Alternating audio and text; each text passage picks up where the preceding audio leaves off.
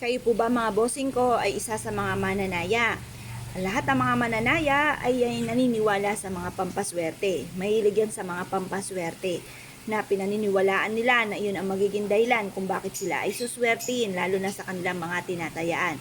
Ganon din po mga bossing ko, kung ikaw po ay isa sa mga naniniwala sa mga pampaswerte, mainam na i-welcome nyo ang ating oregano sa inyo pong tahanan. Mainam na meron kayong ganito sa harapan ng inyong tahanan or sa gilid ng inyong pong bakuran. Bukod sa for healing po ito mga bossing ko sa mga ubo, mainam na gamitin din natin tong pampaswerte. Ang aroma po nito ay nagtataboy ng mga bad spirit. Kung parang pakiramdam ninyo paborito ka ng kamalasan, i-welcome ang oregano sa inyong tahanan upang sa ganon maitaboy ang mga bad spirit. Kapag marami ng mga bad spirit po dyan, wala kayong mga pantaboy kahit na mga halaman ng ganito mga bossing, mag-iipon-ipon po yan at ang ending mape-pressure ka na sa dami ng mga pagsubok na pagdadaanan ninyo. Ngayon pa mga bossing, kung kayo po naniniwala, subukan nyo po ito. Ito po ang tatlong ating oregano. Isusulat nyo po dito ang inyo pong numero na paboritong tinatayaan, yung mga alagang numero.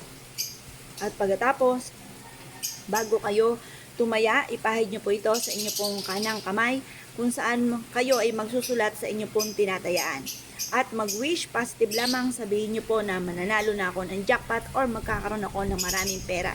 Kasi syempre sa mga hindi naman tumataya, hindi lang naman pugit sa ikay nanalo, doon ka magkakapera. Aba, mas malaking panalo ninyo, lalo-lalo na kung ikaw ay magninegosyo or may negosyo. Bago ka pumunta sa inyong negosyo, mag-wish ka muna, ipahid sa inyo pong palad na magkaroon ako ng malaking benta. Simula na ito ng tagumpay ko at maraming pera ang darating sa akin, magkakaroon ako araw-araw ng malaking benta. Ganon ang pag-wish mga bossing ko na walang gamit na sana, direct to the point. Or kung may pinaplano kang puntahan, pagdating sa usapin ng pagkakaperahan, ikaw ay nag-aahente ng lupa, nag-aahente ng insurance, or kung ano man po yan mga bossing at na-issue po na kayo swertihin po dyan, ipahid nyo muna ito at mag-wish na mula sa inyo pong puso na suswertihin ako sa aking pong nirarakit ngayon, kung ano man po yan. Basta pagdating sa usapin ng kaswertihan, swerte po ang ating oregano. Mabisang protection din po ito dahil ang aroma po nito ay nagtataboy ng mga bad spirit, ng mga kamalasan.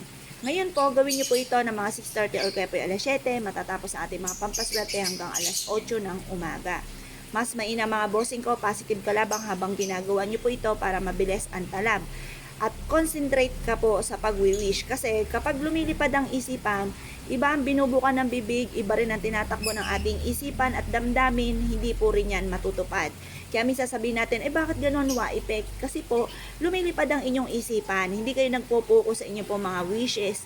Pansinin niyo po, pag nagdasal po kayo at nag-focus ka, concentrate, at ikaw po ay positive lamang na makakamta nyo inyo po mga wini-wish, magkakatotoo po yan. Ganun din sa mga wishes, kailangan concentrate ka sa ginagawa ninyo. Kung marami kang ginagawa, magmamadali ka, huwag ka munang gagawa ng pampaswerte. Pero kung maglalaan ka ng ilang minuto, lumarga po kayo at maging positibo sa buhay. Kung kayo po naniwala mga bossing at na-issue po itong gawin, mga bossing, good luck po sa inyo po lahat.